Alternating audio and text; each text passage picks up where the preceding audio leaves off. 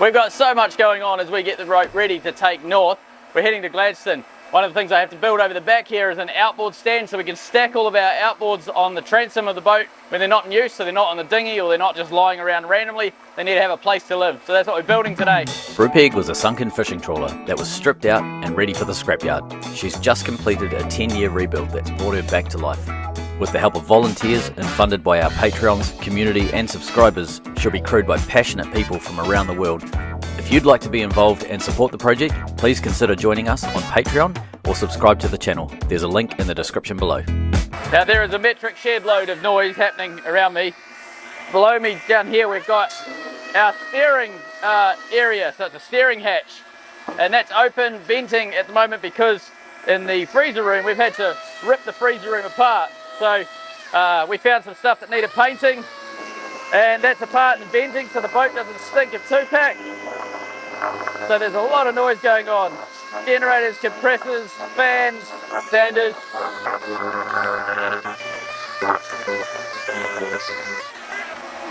And annoyingly our sander doesn't turn off.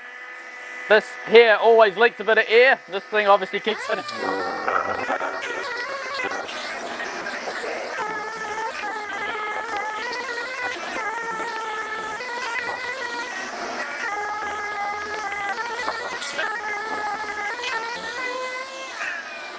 Done.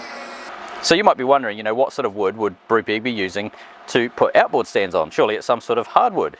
And you might be thinking that, and you would be completely wrong. This is pine. Some people might say pine is a terrible wood to use on boats. And as a steel person, I can wholeheartedly agree it probably is. And based on my extensive knowledge of not knowing anything about timber, I'm just going to go and pretend that this will work fine. However, wood is pretty easily replaceable, so I'm not too worried. Like literally everywhere I've looked for timber, it just seems to grow on trees. So I reckon we can probably replace this as and when it fails. What really matters in this whole thing is the metal bits that stick out at each end that I'm yet to build, because those bits will last forever. This timber bit is a sacrificial piece. We will destroy this, clamping outboards to it over time. So I'm really not worried if this doesn't last too long, because it's pretty easy to just knock up another one of these bits of wood. Now, if any of you have attended any of my previous lectures on painting with a bow wave, we're using the same technique today so that we can get a lovely smooth finish. This does use a lot more paint than normal, however, it kind of looks amazing. And tip. Beautiful. Now, an important part of doing this sort of work as a DIYer is making predictions as to how good it is going to be when it's finished, and I'm pretty confident this is going to be smashing. Right, dry you good thing.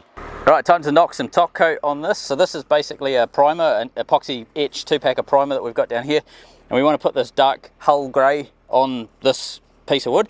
But you'll see here I've got some green tape, basically taped about 1/3 of the way down all the way around, so there's about 1/3 of it overhanging here. And the reason I do that is because then I can just layer this on, and any runs will go down onto the tape.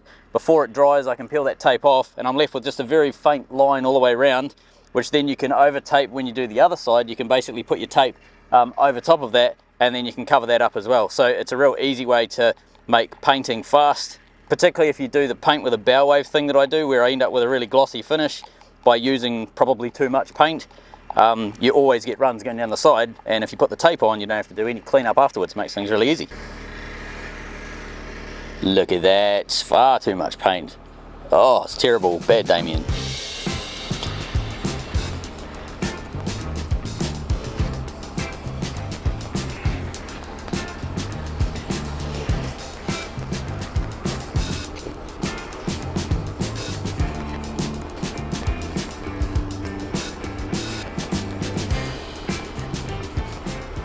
Lovely. I need to mount that there onto the back of the boat here so we can set the outboards down. I need to weld this piece of, I found an offcut of stainless that I had. I've marked it up, I've radiused the corners off, and I've marked it up where I want to put 3 holes. It's going to get welded to the back of the boat over here like that. That allows me to bolt that piece of timber across here, and then we'll make a leg on the other side to support the outboards.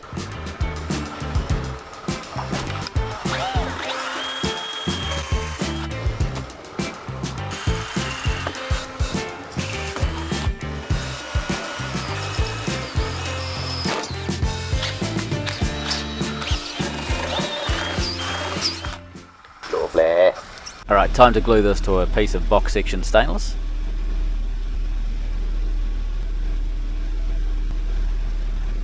Alright, here's the piece of timber that we cut and painted the other day. This is the piece we just welded up. I need to screw that onto the far end like so, and then this second piece that I made here, basically they're identical to each other. The second piece is a bit of offcut, it's 10mm, massive overkill, doesn't matter, it's getting welded on there like that.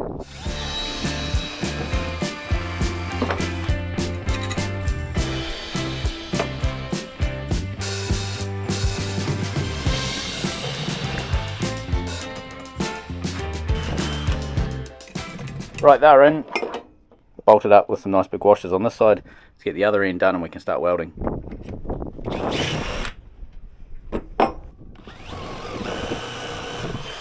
So this isn't a right angle, so I was thinking I would put this on as a right angle, but that's not going to work. So what I will do is actually weld this on. It's going on over here. I'm going to weld it so that the bracket sits across here, and then I'm going to weld this guy on, but I'm not going to drill it to this. So I'm going to basically put the bolt through, get it in its position, put the bolt through, and then I'll drill these other two after the fact once it's up, so that I can then know that it's exactly where it needs to be. Do we do the top of it being like level with the water, horizontal so to speak, or do we do it in line with the transom? Because the transom has a big curve going like that. So if we do it even with the transom, the outboards are always going to be on an angle. If we do it like dead horizontal, the outboards are going to be more straight up and down. So Jess is going out there to get a bit of a bird's eye view looking back to figure out what looks best. That is about level. Can you even really tell? It's pretty good actually. I'll just take your photo. Yeah. So I think like going from horizontal down to matching the boat, somewhere about there. So I'm thinking this end here with the stainless, if I weld it right over the back end of the boat like that, Oh yeah.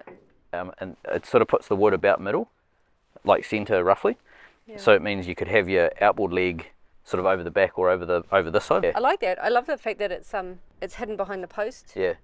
Yeah, I think that sounds really good. All right, cool. We'll get that in.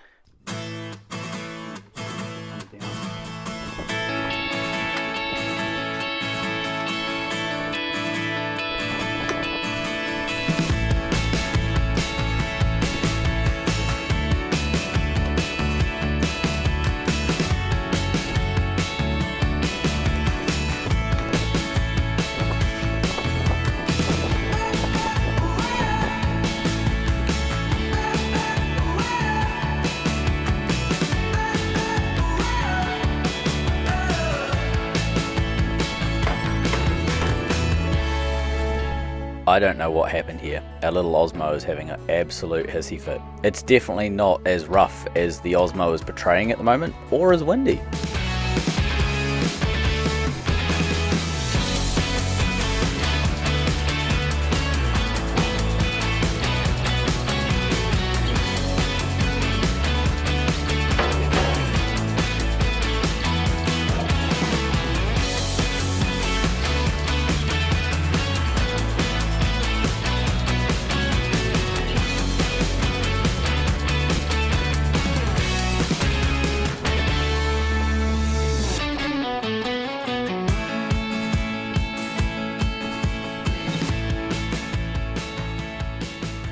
What I'm thinking is with the ability to put the legs over this side as well, it means servicing them is easier. So if we want to do like an oil change on the gearbox, which is at the very bottom of the leg on each outboard, we can just drop it over this side and basically do the work over the deck. So if we drop anything, it doesn't matter, it just goes on the deck and we can put it back together.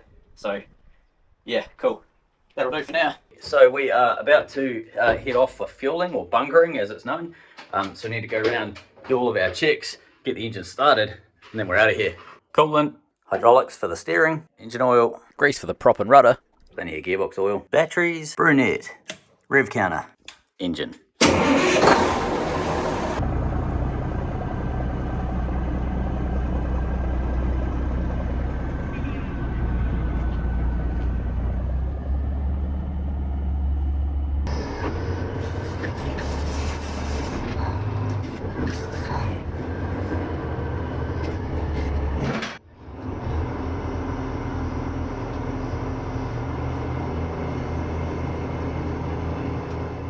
We just left the wharf. We've possibly got a large bulk carrier coming in. I don't know that for certain. I haven't looked at shipping data. However, Tugs is gone and the pilot boat went earlier this morning, and it came back, so I'm assuming they dropped the pilot off to the boat and they're bringing it in, but who knows, we'll find out. And lo and behold, we turn the corner and there's a bulk carrier right in front of us. So normally when you're passing boats, you pass on the right hand side as if you were driving on an American road rather than an English road. However, there's a wharf on our right hand side, or our starboard side, and that's where he's going to. So we know that he's going to want to cross in front of our path, so we have to change what we're doing. Brupeg, Golden Stroll. Golden Stroll is coming, this is Brupeg. Good morning there, I see you just on the port bow. I'll be continuing to port. If you'd like to go green to green, it's probably the best option over there.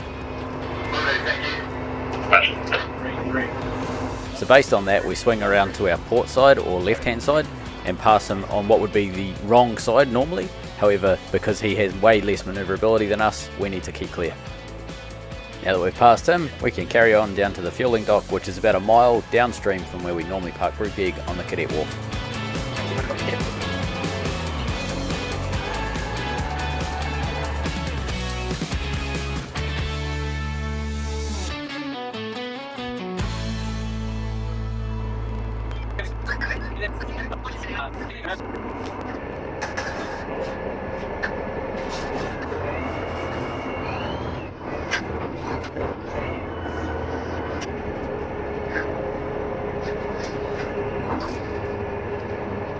Alright, all docked up.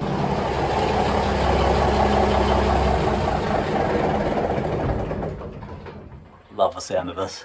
So, marina people have just come down to the wharf. We're going to start putting some fuel in. Probably put about $1,000 worth in at this stage. High flow fuel out of there.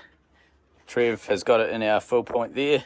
And then our vent is open. We should be good to go. Do you put it in a mountain or what do you do? No, it just goes. Yep. Okay. Do you want to tell me when it's at a grand, Trev? Yep. Dollars or floaters? Dollars. And then we'll see how the tanks are doing.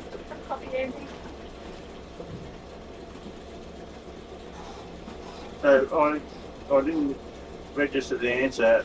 You want $1,000? Dollars. Yeah. Oh, that's not going to be much. No. You're not going to get. You're not going to get anywhere on that. No. I heard of Google. That can't be full. I'm just going to go and check the level. Quick check of how much fuel we've got. A bit hard to see with no light, but this one is sitting at about 920. Don't know what that one is, but it's a bigger tank and it's about the same level. So let's call that at least 1,000. 1,000 divided by 1.79 is 30 litres difference. 558. Machine packed away. We're all good. No spillage. Lovely. Let's get that vent closed off again.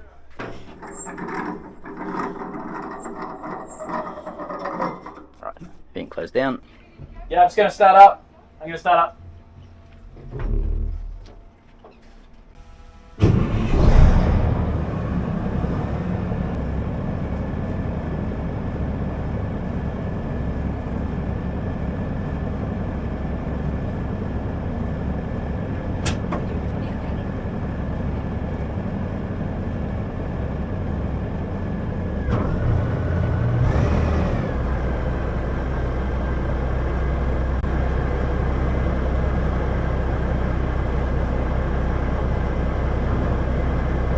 If you're new to the channel or new to boats like this, Brupeg has absolutely no steering in reverse. So the only way to make her steer is to put it in forward, give it a puff with the rudder over in one direction, take it out of gear, put it back in reverse and stop it from going forward. So at the moment we're in reverse, gently arresting our forward momentum.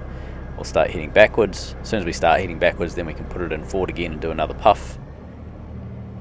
Here we go, give it another go. And that allows us to turn the boat around. In a very small space of water, we can spin Brupeg.